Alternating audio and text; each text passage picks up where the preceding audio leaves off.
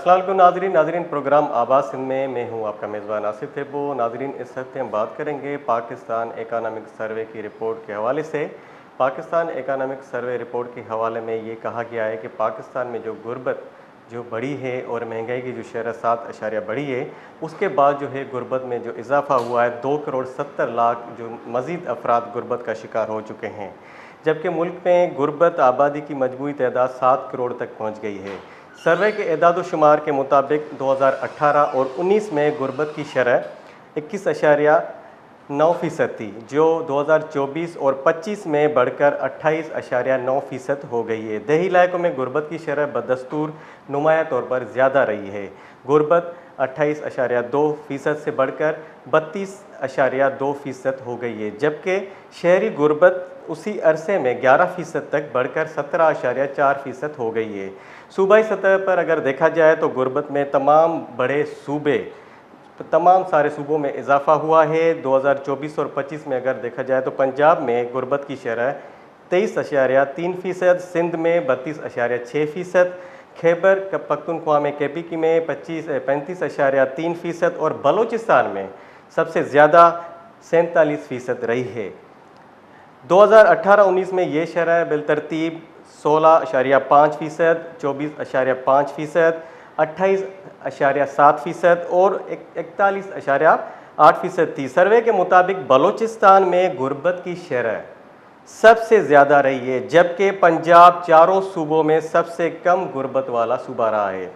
गुर्बत में इजाफे की सबसे जो बड़ी वजूहात हैं वो मुआशी झटके और 2022 में जो सैलाब आए थे वो रिकॉर्ड किए गए। महंगाई के हवाले से अगर बात की जाए तो रुपए के कदर में कमी आई है। IMF से लोन लेना, कर्ज़े लेना और ये जो जंगी सूरत-हाल है इसके हवाले से जो काफ़ी मौसमियाती वाक़यात भी हुए हैं। अगर देखा जाए तो एक तो हमारे जो रीजन में है क्लाइमेट चेंज के हवाले से जो 2022 में सैलाब आए, 70% जो है मुल्क को नुकसान हुआ, इकोनॉमिकल एक डिस्ट्रक्शन हुई। उसके बाद जो है और उसके बाद दूसरी चीज़ें भी काउंट होती हैं। मुल्क जो है कर्ज़ा होता है IMF का, तो कर्ज़े के हवाले से भी जो है काफ़ी चीज़ें फेस करनी होती है। इकोनॉमिकल सर्वे में ये भी कहा गया है कि ये जो 7% गुर्बत बढ़ी है उसके बाद जो है पाकिस्तान में जो है मज़ीद 2,70,00,000 अफराद जो है माली मुश्किलात का शिकार हो गए हैं,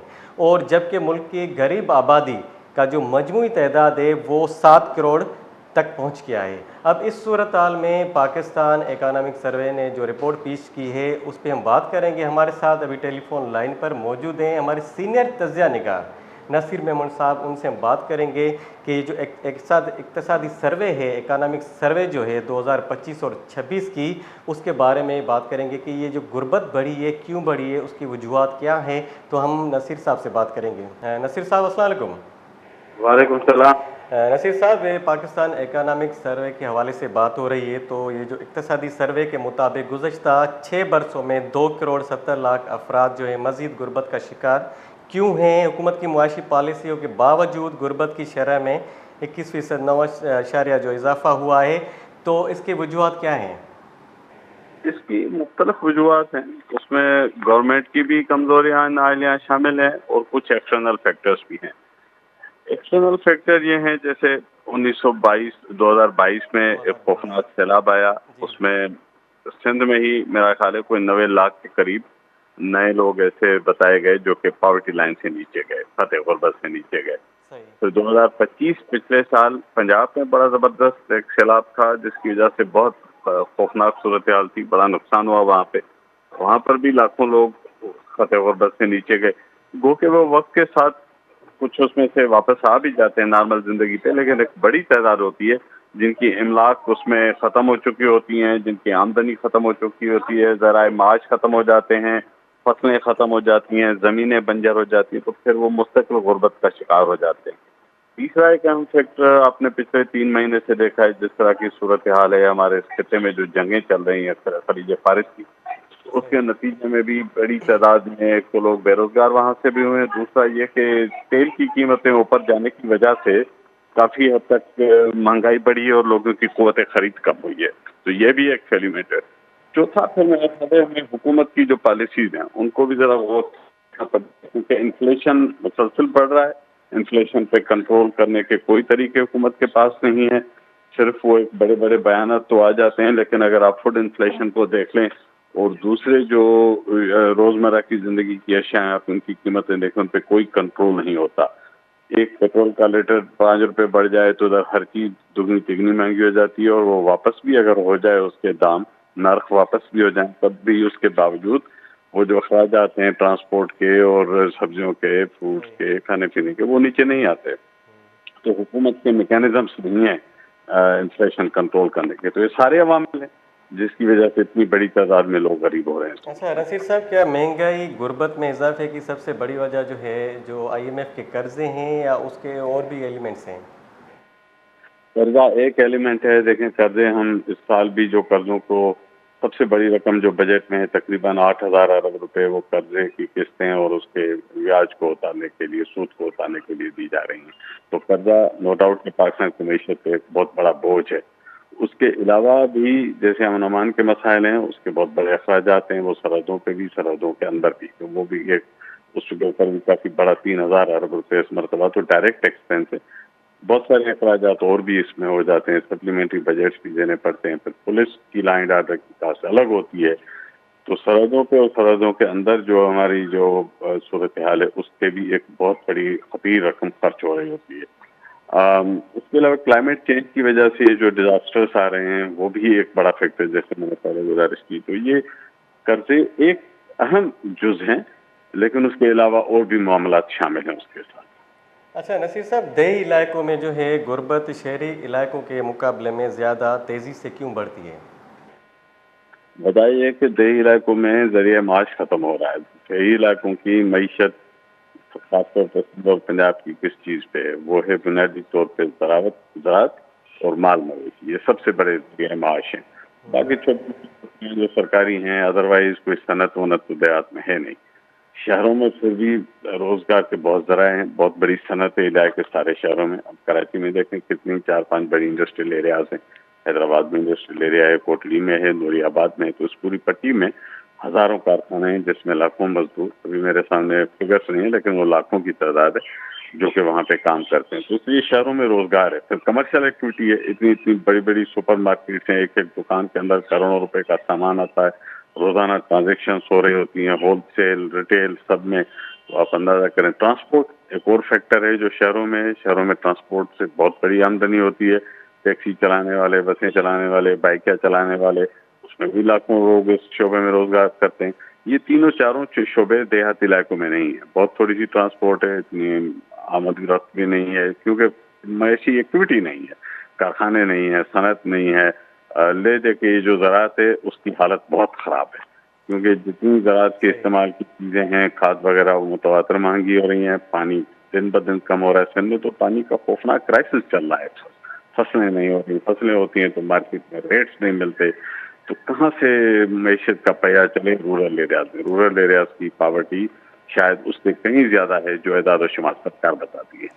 اچھا نصیر صاحب، حکومت کا یہ دعویٰ ہے کہ جو معیشت کی بحالی کے دعوے کیے جا رہے ہیں، تو پھر 7 کروڑ پاکستانی جو ہیں غربت کا شکار بھی ہوئے ہیں. تو یہ جو حکومتی دعوے ہیں کہ معیشت میں بہتری آئی ہے، تو ماہرین تو یہی کہتے ہیں کہ جو بہتری آئی ہے معیشت میں تھوڑی بہت، تو وہ وقتی طور پر ہے.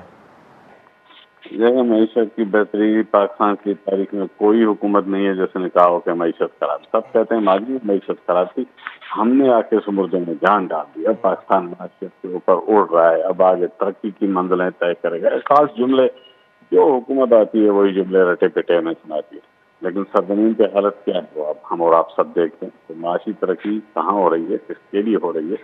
اگر کوئی اربوں ڈالرس کی نئی اکنامی جنریٹ ہو رہی ہے تو شاید وہ کچھ لوگوں کے ہاتھوں میں محدود ہے.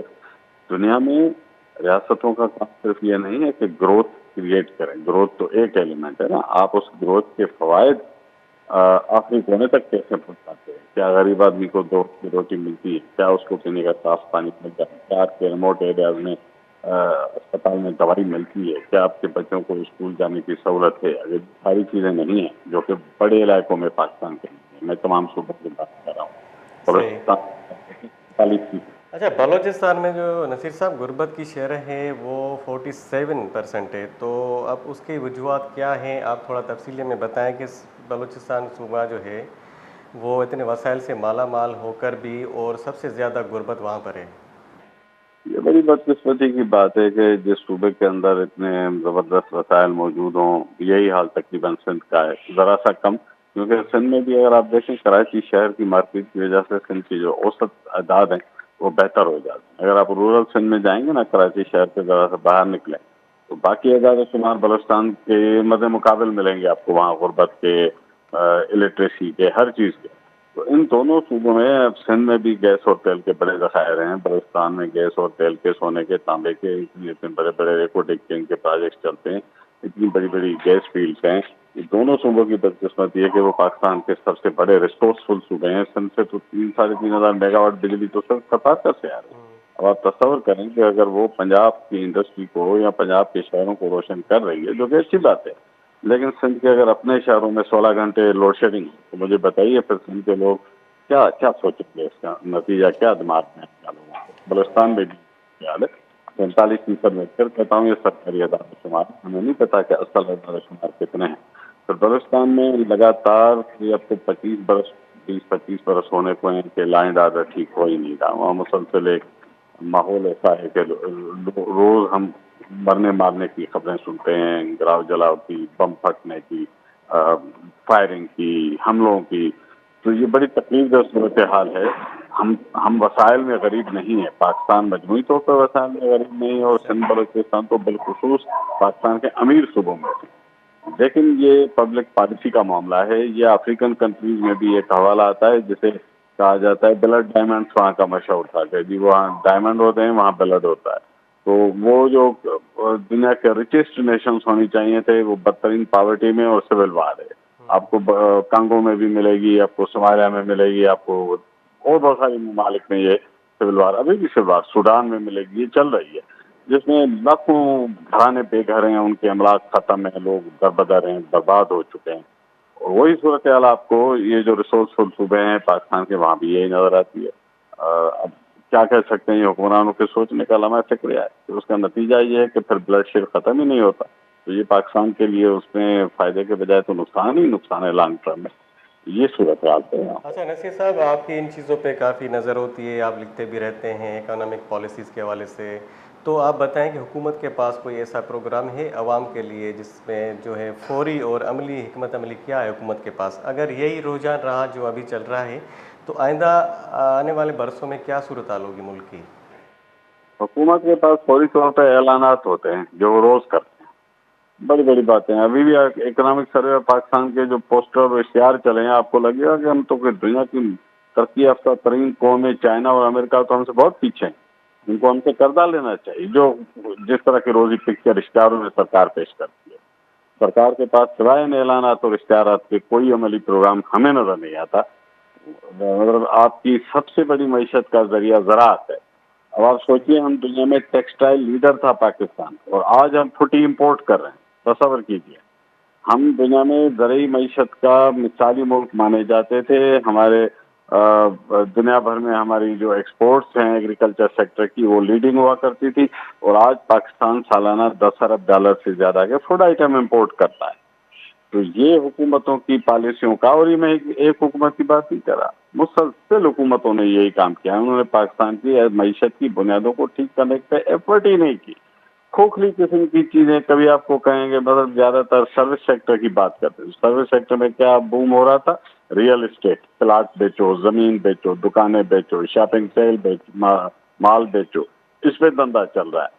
ریئل اکانومی کیا ہے؟ ریئل اکانومی آپ کی پروڈکٹیوٹی کے سیکٹرز کیا ہیں؟ آپ کی ایگریکلچر ہے، زراعت، آپ کی شہری صنعت ہے، اور اس کے بعد سروس سیکٹر میں آئی ٹی وغیرہ جیسے شعبے ہیں، جن میں کچھ نہ کچھ پاکستان نے بہتری کی ہے، لیکن بہت فرق ہے دنیا کے کمپیریزن میں۔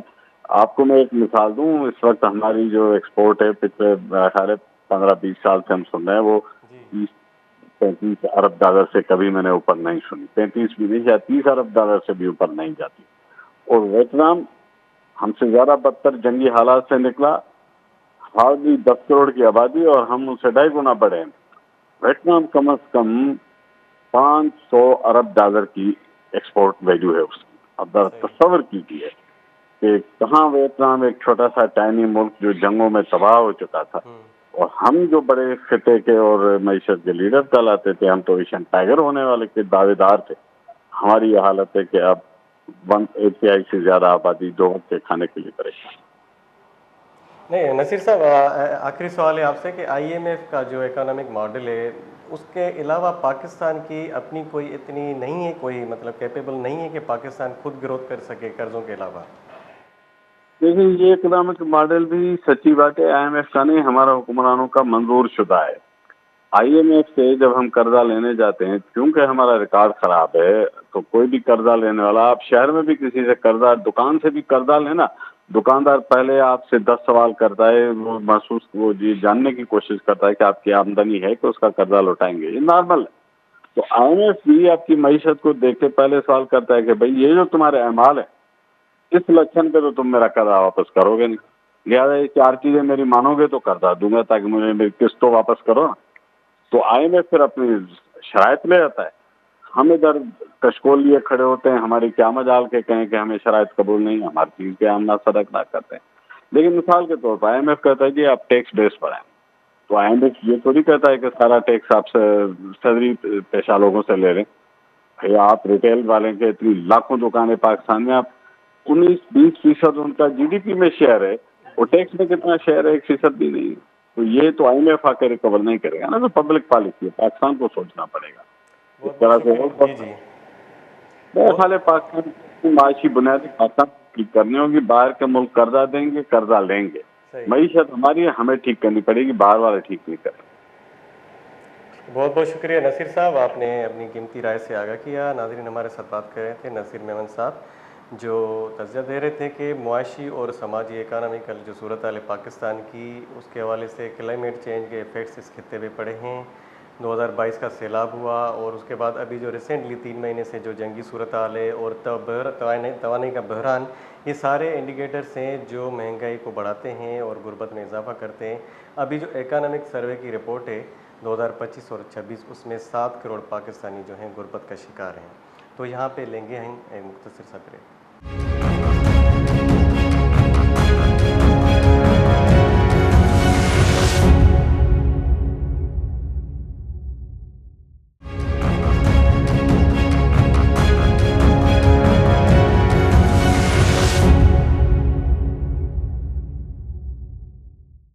ویلکم بیک ناظرین، ابھی ہمارے ساتھ جو گیسٹ موجود ہیں وہ پروفیسر ہیں، اسسٹنٹ پروفیسر ہیں، ڈاکٹر سدرا، بحرہ یونیورسٹی سے ان کا تعلق ہے. ہم ان سے بات کریں گے یہ جو معاشی صورتحال ہے ملک کی، اور جو پاکستان اکانومک سروے کی جو رپورٹ ہے اس میں کہا گیا ہے کہ گزشتہ 6 برسوں میں مزید 2 کروڑ 70 لاکھ جو پاکستانی ہیں وہ غربت کا شکار ہوئے ہیں. تو ہم ان سے بات کریں گے. السلام علیکم. وعلیکم السلام. ڈاکٹر سدرا، یہ جو صورتحال ہے پاکستان اکانومک سروے کی، آپ نے رپورٹ بھی پڑھی ہوگی اور آپ کا انٹرنیشنل ریلیشن سے تعلق ہے، تو ابھی جو مجموعی صورتحال کیا دیکھتی ہے؟ ملک کی صورتحال ہو یا غربت کی، جو یہ آپ کے سامنے انڈیکیٹر سامنے آئے، 6 برسوں میں جو ہے 2 کروڑ 70 لاکھ مزید افراد غربت کا شکار ہوئے ہیں. تو حکومتی پالیسیز اور اکانومک پالیسیز کے حوالے سے آپ کیا کہیں گی؟ اچھا آصف، بالکل یہ بہت ہی گمبھیر ایک صورتحال ہے، اور اس پہ میرا نہیں خیال کہ اب حکومت کو مزید اس کو کسی طریقے سے بھی، جس کو آپ کہہ سکتے ہیں کہ غیر مؤثر حکمت عملی کے ذریعے اور خراب چاہیے. آلریڈی میں سمجھتی ہوں کہ اس وقت یہ خراب ترین اور سخت ترین ایک صورتحال ہے، کیونکہ دیکھیے یہ کیونکہ گزشتہ 6 سالوں کا یہ پورا سروے ہے، ٹھیک ہے. اچھا، 6 سالوں کے اندر اگر ہم پاکستان کا پورا پولیٹیکل اور گورننس سسٹم کو ریویو کرتے ہیں تو اس کا مطلب یہ ہرگز نہیں ہے کہ 6 سال کے اندر ہی شاید خرابیاں پیدا ہوئی ہیں، لیکن یہ 6 سال کے اندر ورس ہو گئی ہیں، مطلب ایک شدید ایک شکل اختیار کر گئی ہیں. اگر پورا پاکستان کا ایک معاشی اقتصادی صورتحال کو جب ہم اینالائز کرتے ہیں تو ہمیں کچھ بہت بڑے ایسے فیکٹرز نظر آتے ہیں جو کنسسٹنٹ ہیں، مسلسل ہیں. اس میں سے سب سے پہلی چیز تو یہی ہے کہ پاکستان میں جو پولیٹیکل انسٹیبلٹی ہے اور پالیسی ڈسکنٹینیوٹی ہے، یہ 2 چیزیں میں سمجھتی ہوں کہ پرائم ریزنز ہیں. کیونکہ پولیٹیکلی بھی پاکستان گورننس کے حد تک بھی کوئی اسٹیبل نہیں رہا ہے، مسلسل گورنمنٹس آتی جاتی رہی ہیں، اور ڈفرینٹ پولیٹیکل ریزنس کی وجہ سے گورنمنٹ جو ہے وہ اپنے ٹینیور پورا نہیں کر پاتی. دوسری چیز یہ ہے کہ جو پالیسیز کوئی بھی گورنمنٹ لے کر آتی ہیں اگلی آنے والی جو گورنمنٹ ہوتی ہے وہ ان کو ڈسکنٹینیو کرتی ہے. یہ ایک بہت ہی عجیب مطلب مذائقہ خیز سی چیز ہے کہ لیکن پالیسی جو ہوتی ہے، پالیسی میٹرز جو ہوتے ہیں وہ ریاست سے متعلق ہوتے ہیں. اگر گورنمنٹ کوئی پولیٹیکل پارٹی حکومت میں رہے نہ رہے، لیکن اگر اس کے پالیسی امپیکٹ لاسٹنگ ہے، ایک طویل عرصے تک وہ گورننس پہ اور لوگوں کے اوپر ان کی معاشی اور سماجی حالت کو بہتر کر سکتے ہیں، تو سب سے پہلے تو فوکس اسی پہ ہونا چاہیے کہ ہر کچھ عرصے کے بعد گورنمنٹ جب چینج ہو جاتی ہے پالیسی کیوں ڈسکنٹینیو کر دی جاتی ہے. ایک طریقہ یہ ہے، جتنے بھی پالیسی اینالسٹ سن رہے ہوں گے وہ یقیناً اس سے اتفاق کریں گے کہ طریقہ کار یہ ہوتا ہے کہ پالیسی اسیسمنٹ ہو سکتی ہے. آپ اس کو جو کنٹینیو کر رہے ہیں اسی کو اسیس کر لیں، جو گیپس ہیں ان کو ایڈریس کریں، بہتری کچھ اس میں امینڈمنٹ کر دیں، آلٹریشنس کر لیں. ڈسکنٹینیویشن کا مطلب یہ ہوتا ہے کہ پھر سے زیرو سے اسٹارٹ. اب یہ بہت بڑا مذاق ہے عوام کے ساتھ کہ عوام جو ہے وہ نئی نئی پالیسیز کے نام پہ انٹروڈیوس کروائی جا رہی ہے، لیکن اثرات یا ثمرات بالکل صفر. تو یہ چیز ایسی ہے جس کو میں سمجھتی ہوں سب سے بنیادی نقطہ ہے. اچھا یہ بتائیں کہ جب ہم ڈبیٹ ہوتا ہے انٹرنیشنلی کہ آئی ایم ایف کے حوالے سے بات کرتے ہیں یا ایم این سیز کے حوالے سے، ملٹی نیشنل کارپوریشنس ہو گئیں، تو پاکستان کی جو صورتحال ہے اکانامک، اس میں آئی ایم ایف کا سب سے بڑا کردار ہے. پاکستان کی جو اپنی معیشت ہے وہ خود گروتھ نہیں کر رہی، آئی ایم ایف کے قرضوں پر ڈپینڈ کر رہے ہیں. اور کوئی بھی حکومت ہو وہ قرضے لیتی ہے، اور جو بھی حکومت آتی ہے تو وہ کہتے ہیں کہ ہم جو ہیں دودھ کی نہریں بہا دیں گے، یہ کر دیں گے، شہد کی نہریں بہا دیں گے. تو آخرکار صورتحال کب بہتر ہوگی؟ آپ کو کیا لگتا ہے کہ گورنمنٹ کی جو پالیسیز ہیں اس میں فالٹ ہے یا آئی ایم ایف کی قرضوں کی وجہ سے ہماری یہ صورتحال ہے؟ دیکھیے قرضہ لینا بھی تو ہماری پالیسی کا حصہ ہی ہو جاتا ہے نا. یعنی حکومتیں یہ فیصلہ کر لیتی ہیں کہ ہمیں قرضہ لینا ہے. آئی ایم ایف آپ کو اگلے قرضے کے لیے دباؤ تو نہیں ڈال رہا ہوتا، یہ تو آپ کی گورنمنٹ ہوتی ہے. ہر دفعہ جب بھی گورنمنٹ آتی ہے تو وہ خود ہی فیصلہ یہ کرتی ہے، اور یہی سے جو ہے پرابلم کا سمجھے کہ ابتدا ہو جاتی ہے. اچھا اب اس کو میں یہ سمجھتی ہوں کہ ہم آئی ایم ایف کو کیوں دوش دیں، کیونکہ ہمیں تو بہت اچھی طرح اندازہ ہے کہ آئی ایم ایف کا کام پاورٹی ریڈکشن ہرگز بھی نہیں ہے. یہ مانیٹری اینڈ فائنینشیل جو سپورٹ ہوتے ہیں، پروگرامس وہ دیتے ہیں، اور وہ کن شرائط پہ دیتے ہیں اس کا بھی بہت اچھی طرح ساری ہی دنیا کو اندازہ ہے. کیونکہ اگر یہ پاورٹی ریڈکشن سے ریلیٹڈ اور اکنامک اپرچونیٹی سے ریلیٹڈ کوئی پروگرام ہوتا تو اس وقت دنیا بھر کے جتنے بھی ممالک آئی ایم ایف کے پروگرامس میں ہیں وہاں تو دودھ کی نہریں بہ رہی ہوتی. ایسا کچھ بھی نہیں ہے. وہ مزید غربت کے اور ان امپلائمنٹ کے ٹریپ میں پھنسے چلے جا رہے ہیں. ہائی ٹیکسیشن ہے، ہائپر انفلیشن ہے. تو جب ہم اس کو دیکھتے ہیں تو ہمیں تو یہ سمجھ آتا ہے کہ یہ تو ایک ایسا ٹریپ ہے جو آپ کو مزید اکنامک جو ڈیپریویشن ہے اس طرف لے کے جا رہا ہے. تو یہ تو آپ حکومت کے اوپر یہ پریشر ہونا چاہیے. میرے خیال سے تمام جو اینالسٹ ہیں، جتنے بھی اس کو جو اکنامسٹ ہیں، ان کو ایک زبان ہو کے اس بارے میں پریشرائز کرنا چاہیے کہ حکومت ایسی پالیسی کیوں نہیں بناتی. 3 ایئرز ہوتی ہے نا پالیسی کی، short term, medium term and long term. تو آپ کی کوئی پالیسی ریفلیکٹ ہونی چاہیے کہ جی یہ ہماری لانگ ٹرم پالیسی ہے جس کے لیے ہم short and medium term initiatives دیں گے، اور ہمارے پاس ایک ٹائم ہوگا جس میں ہم آئی ایم ایف کی طرف جانا بالکل ترک کر دیں گے. اور یہ پالیسی کسی پولیٹیکل گورنمنٹ سے ریلیٹڈ نہیں ہونی چاہیے. پاکستان کی ریاست کو بیٹھ کے سوچنا چاہیے. تو ویسے اندازہ ہے کہ پاکستان میں حکومتوں سے زیادہ کسی ادارے جو ہیں وہ مضبوط بھی ہیں اور ان کا ایک انفلوئنس ہے پالیسی میکنگ کے اندر.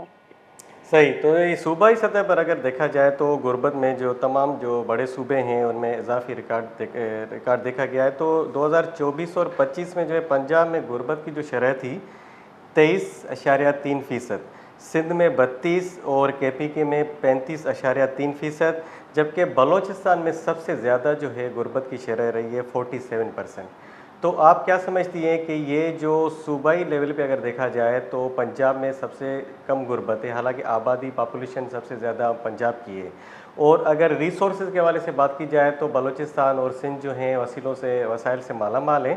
تو آپ کیا سمجھتی ہیں کہ پھر بھی سندھ اور بلوچستان میں غربت کیوں ہے؟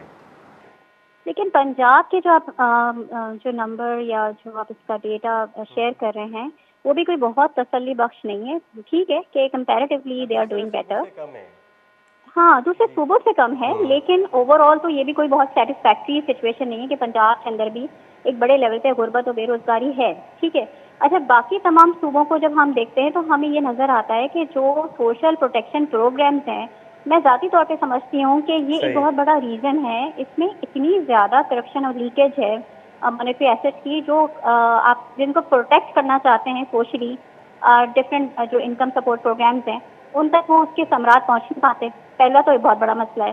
پھر یہ ہے کہ صوبائی سطح کے اوپر کے معاملات ہیں نا, انفلیشن کو کنٹرول کرنا, امپلائمنٹ سپورٹ پروگرامز دینا, اور اسی طریقے سے جو بھی ونریبل گروپس ہیں ان تک جو اکنامک شاک کے اثرات کو کم کرنا. تو یہ تو صوبوں کے جو بجٹس ہوتے ہیں, یہ اس وقت صوبے اس وقت فوکس کرنا چاہیے کہ دیکھیں اتنی بری سچویشن ہے ہمارے یہاں, اور عوام جو ہے غریب سے غریب ترین ہوتی چلی جا رہی ہے. تو یہ تو صوبائی لیول کے اوپر جب تک آپ پروگرامس نہیں بنائیں گے, آپ پرائیورٹی کے اوپر ان چیزوں کو نہیں فوکس کریں گے. دیکھیں آصف, میں ایک چیز ہمیشہ جی. بہت دیکھ کے میرا دل خراب ہوتا ہے کہ کہیں پہ بھی آپ کو ممبر آف پارلیمنٹ یا نیشنل اسمبلی کے جو ممبرز ہیں یا بڑے ہمارے گورنمنٹ آفیشلز ہیں, ایون جو میڈیم ٹیئر کے آفیسرز ہیں, ان کے اپنے اخراجات یا ان کے اپنی لگژریز میں کوئی کمی آپ کو نظر نہیں آئے گی. اور یہ ان لوگوں کے سرونٹس ہیں جو کہ غریب ترین ہیں. تو یہ کیسی عجیب سچویشن ہے کہ آپ کن لوگوں کو اپنا ایک سرونٹ یعنی گورنمنٹ سرونٹ یا سول سرونٹ مان رہے ہیں, جو آپ سے زیادہ لگزریس اور آپ سے زیادہ تعیش جو ہے لائف گزار رہے ہیں. تو یہ تو اکاؤنٹیبلٹی کا بہت بڑا میٹر ہے نا, کہ وہ جو پیسہ آپ پہ لگنا چاہیے تھا وہ کن چیزوں پہ لگ رہا ہے.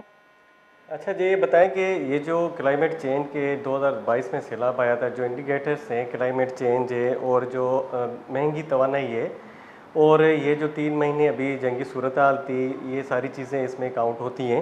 تو اگر پاکستان کے پاس اپنا کوئی اکنامک ماڈل نہیں ہے, یا IMF کا ماڈل ہے اس پہ ہم چلتے ہیں, قرضوں پہ چلتے ہیں, تو آپ کیا سمجھتی ہیں ایز اے IR اسکالر کہ پاکستان کی جو پالیسیز ہیں اکنامک پالیسیز کو, اس کو مزید کیسے بہتر بنایا جا سکتا ہے, اور آپ کی نظر میں کس حکومت میں بہتر پالیسیاں بنائی تھیں؟ کیسے کیا جا سکتا ہے, اس کا تو بہت آسان سا حل یہ ہے کہ میں جب پالیسیز دیکھ رہی ہوتی ہوں تو زیادہ تر جو پالیسیز ہوتی ہیں نا وہ کافی مضبوط ہوتی ہیں.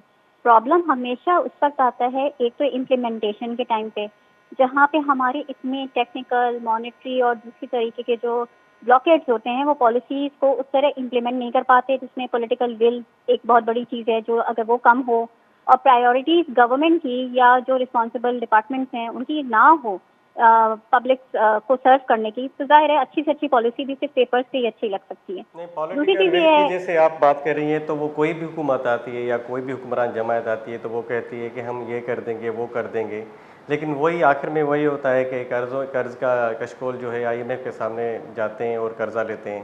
تو یہ صورتحال ہم تو یہی دیکھ رہے ہیں مجموعی طور پہ.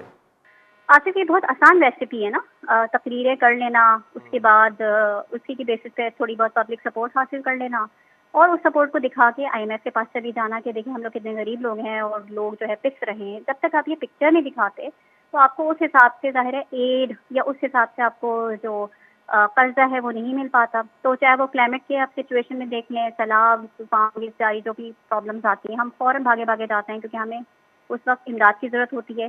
یعنی کہ ہم نے بہت شرمندگی کی بات ہے کہ پاکستان کا ایک امیج ایسا بنا دیا ہے کہ جس کے مطابق ہم کوئی بھی چیز اپنے طور پہ نیشنل لیول کے اوپر ٹیکل کرنے کے قابل نہیں ہے.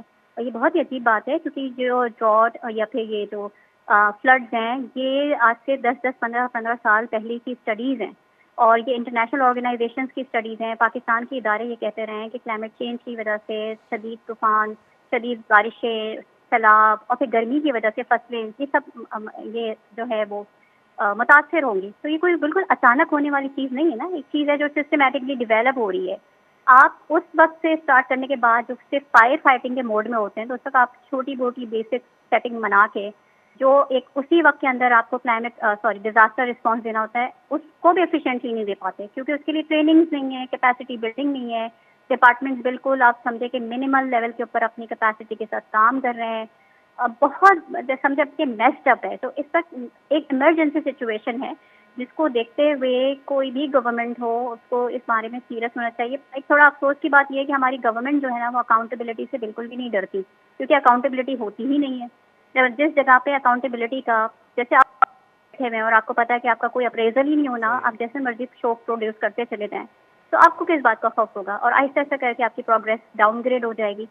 And that's the same case with the government and the country as well, کہ جب آپ کو پتا ہو کہ آپ کتنی بھی کرپشن کر رہے ہوں, کتنی بھی اپنی جو ڈیوٹیز ہیں ان کو اوور لک کرتے چلے جا رہے ہوں, تو اس صورت کے اندر آپ کی وہ جو ایک سمجھتے ہیں کہ پرفارمنس ہوتی ہے، پروگریس ہوتی ہے، وہ نظر نہیں آتی. یہ بہت افسوسناک بات ہے کہ عوام جو ہے رحم و کرم پر ہے اس وقت. لیکن میں بینگ این اکیڈیمک اور جو میں پالیسی انالیسس کے طور پہ بھی کہہ سکتی ہوں جی یہ ہائی ٹائم ہے. یہ اب 2026 کے اندر عوام کو یہ نہیں کہہ سکتے کہ پچھلی گورنمنٹ نے یہ کر دیا تھا یا اس سے پچھلی گورنمنٹ نے یہ کر دیا تھا. اب آپ کو اپنی رسپانسبلٹی لینی پڑے گی، کیونکہ اب وہ دور نہیں ہے کہ جس میں آپ لوگوں کو مس انفارمیشن کے ذریعے خاموش کرانے کی کوشش کریں. آپ یہ سوال کا دوسرا پارٹ جو تھا کہ کس گورنمنٹ نے بہتر کام کیا، دیکھیے گورنمنٹ ہمیشہ بہتر کام کر سکتی ہیں، ایک تو اگر وہ کمیٹڈ ہوں اپنی رسپانسبلٹیز کے ساتھ، اور دوسری بات یہ کہ ان کو کام کرنے دیا جائے، ان کو بیچ میں ڈسکنٹینیو نہ کر دیا جائے کسی بھی صحیح. وجہ سے، جو بھی سمجھیں آپ اس کا پولیٹیکل ریزنس ہو سکتے ہیں. 5 سال آپ دیں جس کے لیے آپ نے عوام کا اتنے کروڑوں اربوں روپے کا خرچہ کر کے الیکشنز کرائے ہوتے ہیں، اور پھر ٹائم کے بعد اب اسیسمنٹ عوام کرے گی، وہ دیکھے گی کہ بھائی اس نے کام کیا ہے کہ نہیں کیا. میں یا آپ یہ ڈیسائیڈ نہیں کر سکتے. صحیح. اچھا، ایک اور سوال ہے آپ سے ڈاکٹر سدرا کہ جب حکومتی سطح پہ یہ دعوے کیے جاتے ہیں اور جو فائنانس منسٹر ہے ان کا کہنا ہے کہ پاکستان میں جو معاشی بہتری دیکھی گئی ہے اور معیشت کی بحالی ہوئی ہے، اس کے بعد بھی 7 کروڑ جو لوگ ہیں غربت کا شکار کیوں ہوئے ہیں؟ یہ اس میں انٹرویو کے آپ نے شروع میں کہہ دیا تھا کہ بھائی ہم نے نمبرز یا ڈیجٹ سے باہر نکل کے نا، چاہے وہ فائنانس منسٹر ہو یا کوئی سا بھی منسٹر ہو، اس کو آ کے ان غربت زدہ علاقوں میں صرف 24 گھنٹے گزارنے دیں، اس کو سمجھ آ جائے گا کہ بھائی واقعی میں بہتری ہوئی ہے کہ نہیں ہوئی ہے. جو آپ مارکیٹس کا حال دیکھ سکتے ہیں، جو آپ اوور آل ٹریڈ یونینس میں جا کے بات کریں، آپ چیمبر آف کامرس میں بات کریں، ہر طرف لوگ اس بات کو ڈسکس کر رہے ہیں کہ ہائپر انفلیشن ہے. جو چیز پاکستان میں بن رہی ہے، جو چیز ہم باہر سے منگوا رہے ہیں، دیکھیے انٹرنلی آپ چیزوں کو اپنے طور پہ کنٹرول بھی کر سکتے ہیں، مینیج بھی کر سکتے ہیں. بہت سارے غیر ضروری خرچے جو پاکستان میں گورنمنٹ کے لیول پہ، یا ایون میں تو کہتی ہوں کہ عوام کو بھی اس تک تھوڑا سوچنا چاہیے کہ جو ہم اتنی لیوش ویڈنگ کرتے ہیں اور چیزیں بھی ہماری جو فضول خرچی ہے، ہم اس کو کیوں نہیں کٹ ڈاؤن کرتے، اس طرف سوچتے کیوں نہیں. لیکن انٹرنیشنل ریالٹیز ہیں، جیسے اس کا گلف جو ہے اور ایران اور US کی وار کی وجہ سے بہت متاثر ہے، تو آپ کا انرجی جو روٹ ہے وہ ڈسٹرب تھا، یہ ایک بڑا فیکٹر بنا. تو کوئی بات نہیں، آپ کے پاس پالیسی ہونی چاہیے نا کہ آپ کے پاس آلٹرنیٹیو کوئی نہ کوئی وے آؤٹ ہو. آپ صرف ایک ریجن کے پر ڈپینڈنٹ ہو کہ اپنے ملک میں مہنگائی کو اونچی سے اونچی سطح پہ لے جانے چاہتے ہیں، ظاہر ہے یہ بھی پالیسی میکنگ کا ایک گیپ ہے.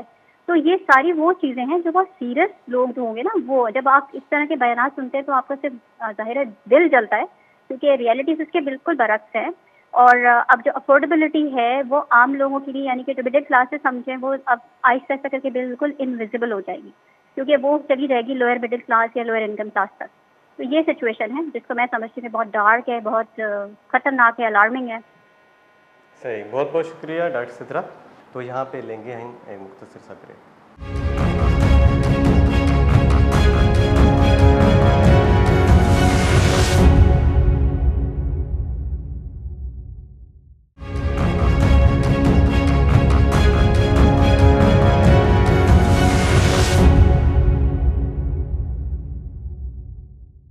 ویلکم بیک ناظرین ہم بات کر رہے تھے پاکستان اکانامک سروے کے حوالے سے. ابھی ہمارے ساتھ ٹیلی فون لائن پر موجود ہیں سینئر تجزیہ نگار ماجد مقصود. السلام علیکم ماجد مقصود.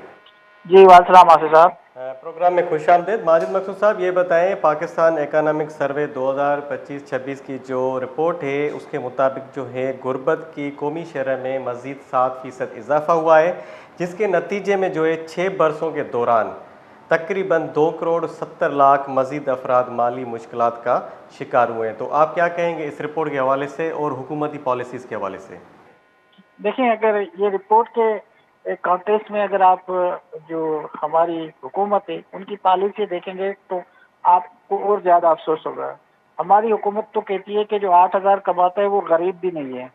تو آپ سوچئے کہ یہ جو اس طرح کے لافنگ ایک اسٹیٹمنٹ آئی ہے وزیر اعظم کی جو میرے نظروں سے گزری ہے، وہ کہتے ہیں جو بندہ 8,400 کماتا ہے وہ غریب کی لکیر میں نہیں آتا.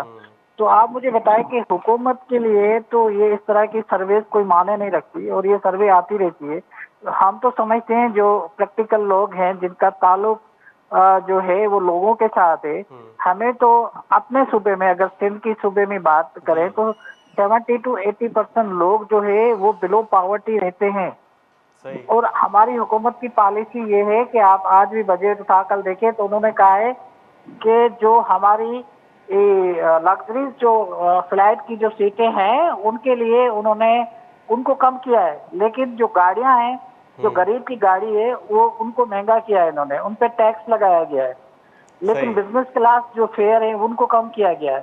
تو آپ اوورال جب حکومت کی پالیسیز دیکھیں گے تو آپ دیکھیں کہ ہمارے پاس ابھی انفلیشن ڈبل ڈیجٹ ہے، اور جو گورنمنٹ کی سیلری ہے وہ حکومت نے کوئی 7% ریکمنڈ کی ہے، اور وہاں پہ فیڈرل میں انہوں نے 7% جو ہے بڑھائی ہے، اور جو آپ کی انفلیشن ہے وہ مور دین ابھی بتا رہے ہیں کہ ڈبل ڈیجٹس میں ہے. تو آپ مجھے بتائیے کرنسی کا یہ حال ہے، پیٹرولیم آپ کے پاس 400 پہ تقریباً پہنچ جاتا ہے، اور 400 سے اوپر چلا گیا تھا کچھ دن پہلے، ابھی کو تو کوئی تقریباً 300 سم تھنگ ہے، not something more than 80. But کہنے کا مطلب ہے کہ تو آپ غریب کے لیے یہ حکومت کیا کر رہی ہے. ابھی تو یہ جو ہمارے پاس اس طرح کی یہ رپورٹ شائع ہوئی ہے، اس کو بعد حکومت کو تو ایمرجنسی لگانی چاہیے کہ اس ملک میں کیا ہو رہا ہے. آپ سوچیں اتنی غربت میں لوگ اپنا خرچہ کس طرح پلان کرتے ہوں گے. صحیح. وہ کہتے ہیں کہ 8,000 میں جو بندہ ایک اپنی فیملی والا ہے تو اس کا 10,000 روپے تو بل آتا ہے. یہی وزیر اعظم کھڑے ہو کر اسی اسمبلی میں کہتے تھے جس کا 20,000 پر بل ہے تنخواہ ہے اس کی آپ گھر کی جو ہے نا وہ پلاننگ کر کے دکھائیں. آج وہی کہتا ہے کہ 8,400 والا بندہ جو ہے نا وہ غریب نہیں ہے. تو آپ مجھے اس ہیپوکریسی کو ہم کیا کہیں، کیا نام دیں؟ تو میں تو یہی کہوں گا کہ جس طرح کی ہماری پالیسیز ہے چلتی رہی ہے اور چلتی ابھی بھی چل رہی ہے، اس سے تو لگتا ہے کہ اس ملک میں غربت بڑھے گی. اور ٹھیک ہے جنگ تو چل رہی ہے لیکن جنگ میں ایران پہ نہیں اتنا ماجد افیکٹ صاحب، نہیں یہ ہوا جو جتنا آپ ہمارے. بات سنیں، یہ جو سروے ہے پورے 2025 اور 26 ایک سال کی ہوتی ہے، تو جنگ کو تو 2-3 مہینے ہوئے ہیں، تو جنگ بھی اس میں کنسیڈر ہو سکتی ہے کہ جنگی حالات ہو. تو باقی جو ایلیمنٹس ہیں وہ کون سے ہیں جو غربت بڑھنے کے یا مہنگائی بڑھنے کے؟ میں کر رہا ہوں کہ جنگ کا اگر آپ ایران میں دیکھیں تو اتنا امپیکٹ نہیں ہوا جتنا ہمارے پاس ہوا ہے. جی. تو یہ ایکسکیوز دیتے ہیں کہ بھئی جنگ چل رہی ہے. جنگ کا ہمارے پاس تو کبھی تیل کے جو ہے وہ اس کے لیے کوئی لائنیں نہیں لگی، لیکن سری لنکا میں لگی ہے، بنگلہ دیش میں لگی ہے، صحیح. انڈیا میں بھی لگی ہے. وہاں پر تو تیل پہنچا بھی نہیں ہے، لیکن وہاں تو انفلیشن نہیں ہوئی. کوئی ایک دفعہ ان کا کوئی 3-4 روپے کا پیٹرول بڑھا ہے، لیکن ہمارے پاس تو صورتحال دیکھیں کیسی ہے. ابھی بھی اس وقت بھی وہ اپنے اخراجات کم کرنے کے لیے تیار نہیں ہے. اور جو ان کو ابھی بے نظیر انکم سپورٹ پروگرام ہے ان کو انہوں نے IMF نے کہا ہے کہ آپ ان کی جو انسٹالمنٹ ہے وہ 20,000 تک بڑھا دے. وہ شاید انہوں نے 18,000 تک بڑھا دیے، لیکن یہ اپنے خرچے کم کرنے کے لیے تیار نہیں ہے. وہاں پہ تنقید ہو رہی ہے کہ یہ کیوں کیا، اس کو کم کریں. تعلیم پہ آپ کے پاس سے اخراجات کو کم کر دیا گیا ہے.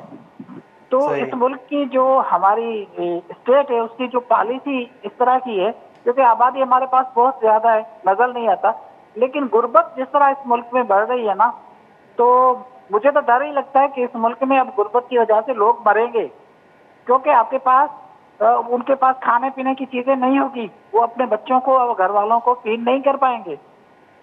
تو اس طرح کی صورتحال ہے اچھا ملک ماجد میں صاحب، بھی. یہ اگر صوبائی سطح پر دیکھا جائے تو جو غربت کی شرح پنجاب میں ہے وہ 23.3% ہے، اور سندھ میں 32 ہے، اور سب سے زیادہ جو غربت کا شکار جو صوبہ ہے وہ ہے بلوچستان.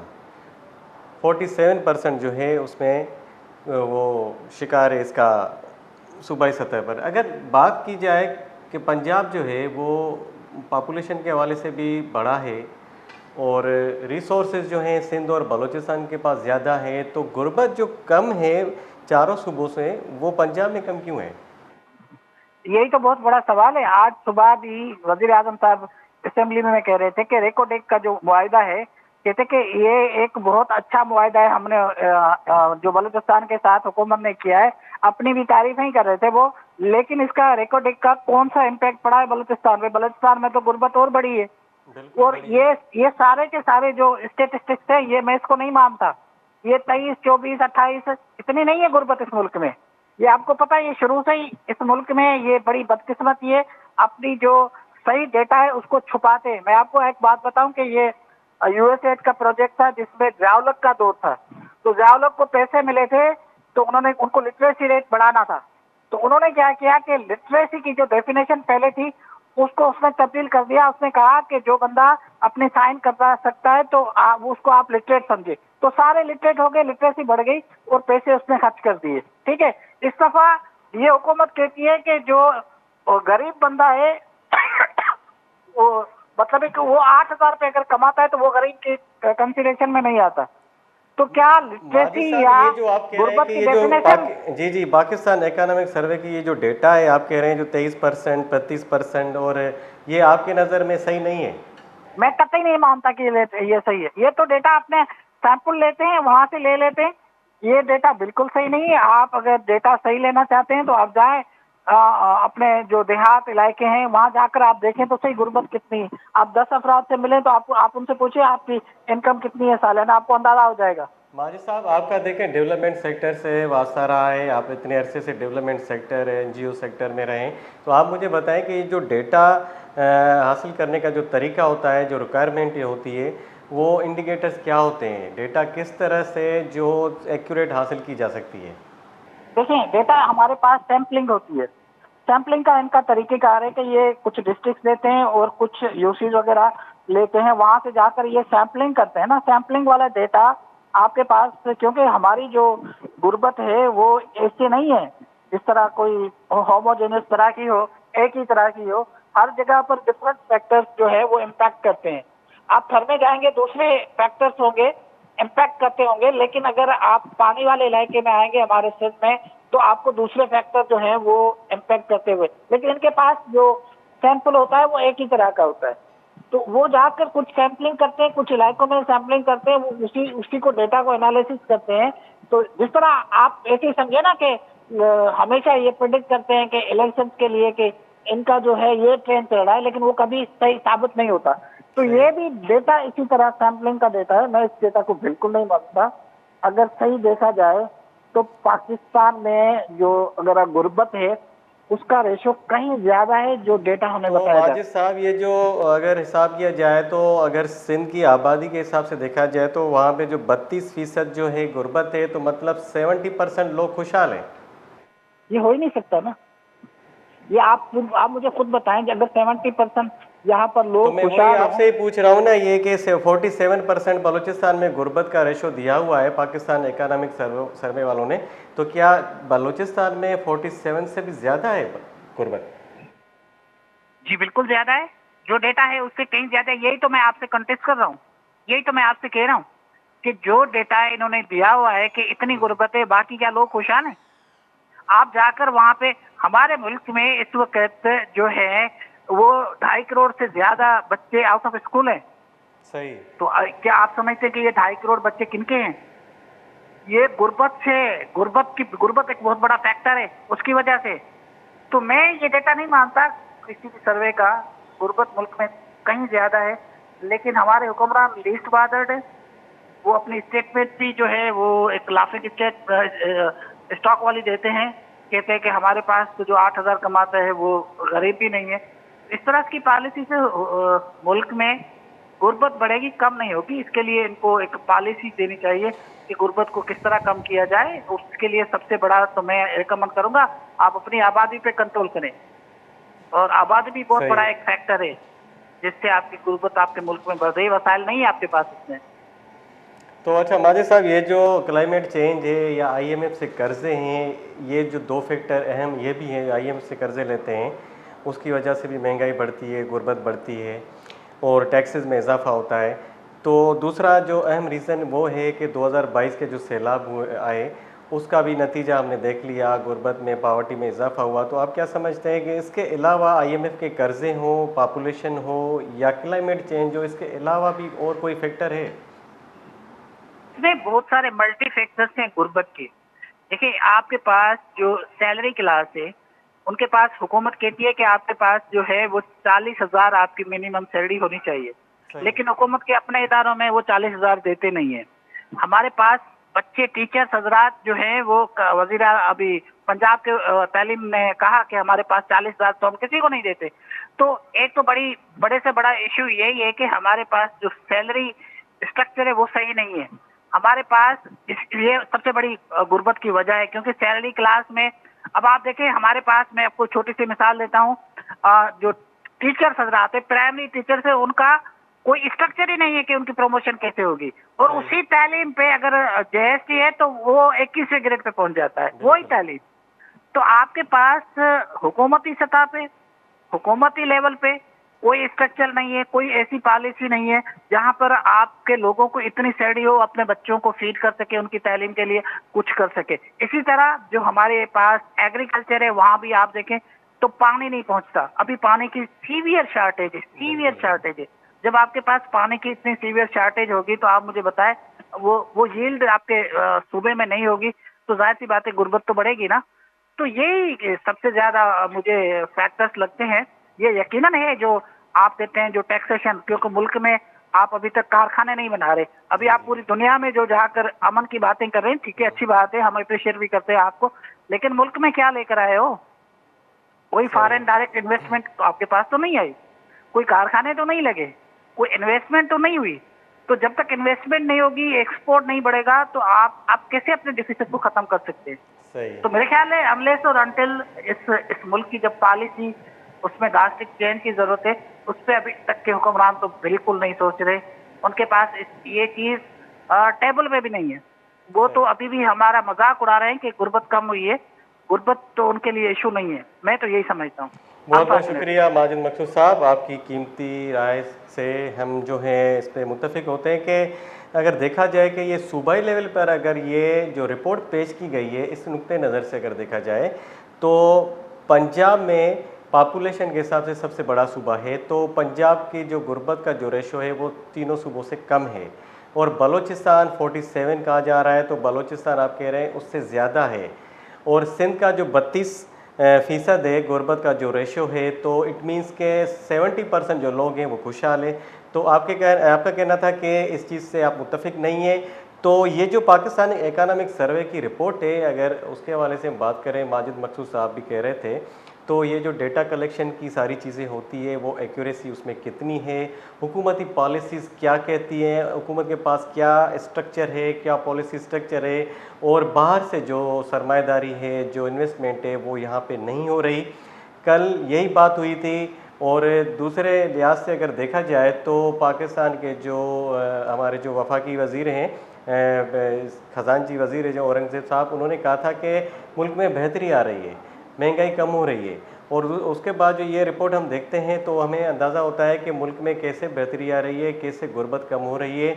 अगर बलूचिस्तान की ये सूरत हाल है 47% according to this Pakistan economic survey report, तो 47% अगर हम इसको मान लें कि बलूचिस्तान में इतनी गुर्बत है तो ये भी बहुत ज़्यादा है। 47% जो आधी पॉपुलेशन है वो गुर्बत का शिकार है।